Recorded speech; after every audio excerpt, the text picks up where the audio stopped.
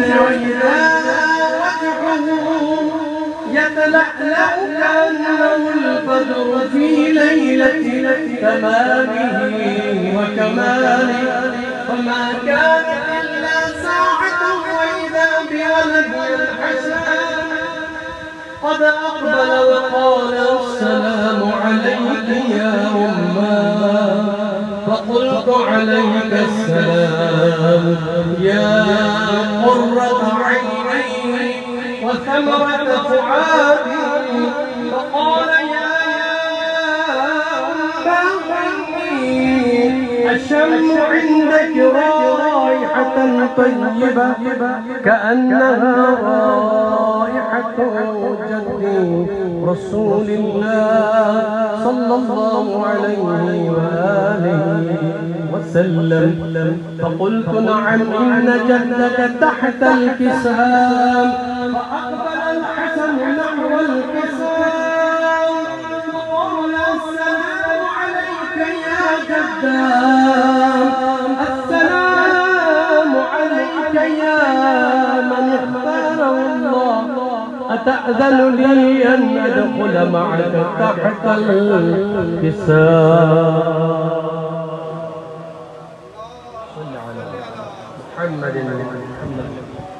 فقال وعليك السلام يا ولدي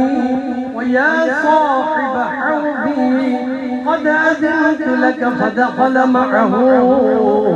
تحت الكساء، فما كان إلا ساعة وإذا بولدي الحسين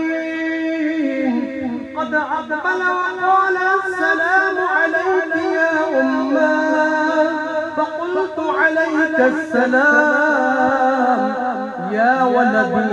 ويا قرة عيني وثمرة فؤادي، فقال لي يا أماه إني أشم عندك رائحة طيبة كأنها رائحة جدي رسول الله صلى الله عليه وآله. فقلت نعم إن جدك وأخاك تحت الكساء، فدنا الحسين نحو الكساء فقال السلام عليك يا جدا، السلام عليك يا من اختاره الله، أتأذن لي أن أكون معكما تحت الكساء؟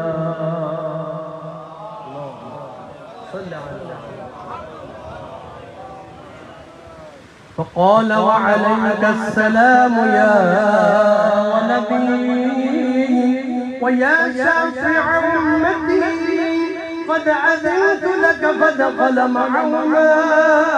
تحت الكساء، فأقبل عند ذلك أبو الحسن علي بن أبي طالب، وقال السلام عليك يا بنت رسول الله، فقلت عليك السلام يا أبا الحسن ويا أمير المؤمنين، فقال يا فاطمة إني أشم عندك رائحة طيبة كأنها رائحة أخي وابن عمي رسول الله صلى الله عليه وآله، فقلت نعم ها هو مع ولديك تحت الكساء، فأقبل علي نحو الكساء وقال السلام عليك يا رسول الله، أتأذن لي أن أكون معكم تحت الكساء؟ قال له عليك السلام يا أخي ويا وصي وخليفتي وصاحب لوائي، قد أذنت لك، فدخل علي تحت الكساء.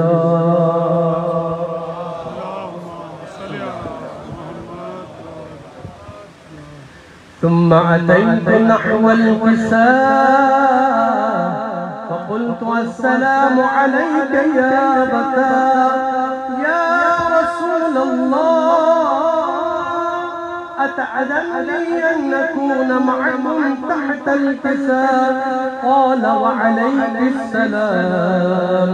يا بنتي ويا بضعتي قد أذنت لك فدخلت تحت الكساء فلما اكتملنا جميعا تحت الكساء أخذ عبي رسول الله بطرفي الكساء وأومأ بيده اليمنى إلى السماء وقال اللهم إن هؤلاء أهل بيتي وخاصتي وحامتي لحمهم لحمي ودمهم دمي يؤلمني ما يؤلمهم ويحزنني ما يحزنهم أنا حرب لمن حاربهم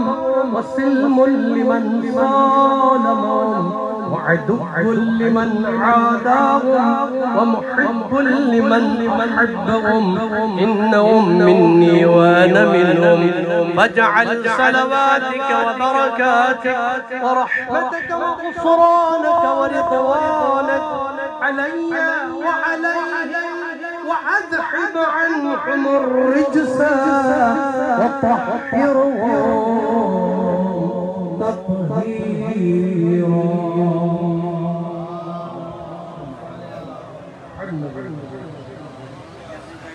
فقال الله عز وجل يا ملائكتي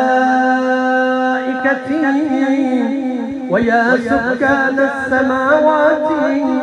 إني ما خلقت سماء مبنية ولا أرضا مدحية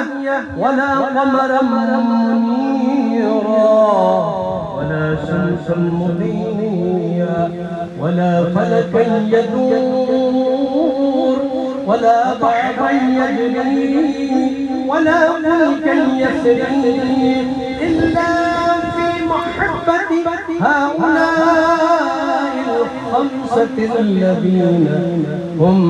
تحت الكساء.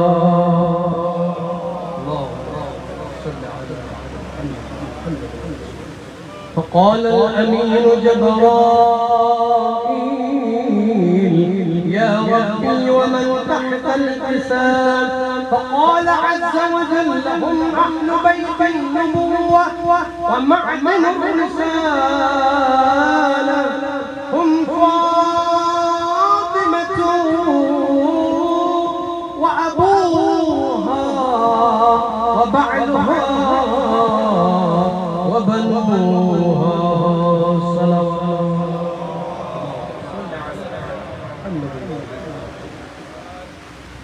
فقال جبرائيل يا ربي تأذن لي أن أحبك إلى الأرض لأكون معهم سادسا؟ فقال الله نعم قد أذنت لك. فحبك الأمين جبرائيل وقال السلام عليك يا رسول الله العلي الأعلى يقرئك السلام ويخصك بالتحية والإكرام ويقول لك وعزتي وجلالي إني ما خلقت سماء مبنية ولا أرضا مدحية ولا قمرا منيرا ولا شمسا مضيئا ولا فلكا يدور ولا بحرا يجري ولا فلكا يسري إلا لعدلكم ومحبتكم وقد آذن لي أن أدخل معكم فهل تأذن لي يا رسول الله؟ فقال رسول الله وعليك السلام يا أمين وحي الله إنه نعم قد أذنت لك فدخل جبرائيل معنا تحت الكساء فقال لأبي إن الله قد أوحى إليكم يقول إنما يريد الله ليذهب عنكم الرجس أهل البيت ويطهركم تطهيرا.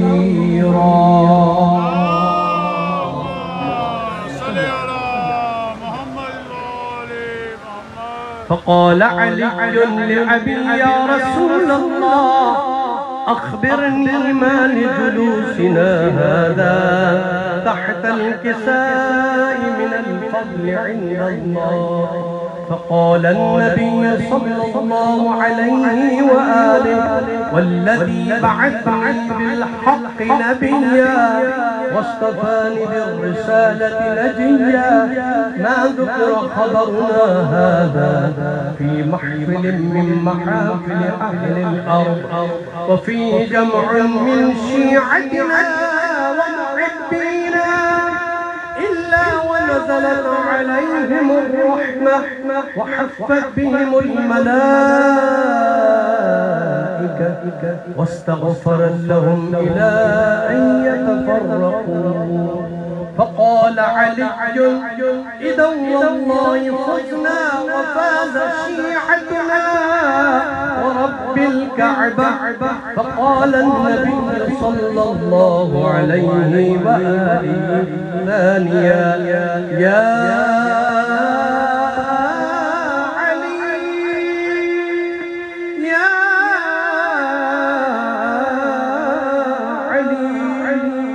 والذي بعثني بالحق نبيا واصطفاني بالرسالة نجيا ما ذكر خبرنا هذا في محفل من محافل أهل الأرض وفي جمع من شيعتنا ومحبينا وفي جمع من شيعتنا ومحبينا وفيهم محموم إلا وفرج الله عمه ولا مغموم إلا وكشف الله غمه ولا طالب حاجة إلا وقضى الله حاجته. فقال علي إلى الله فزنا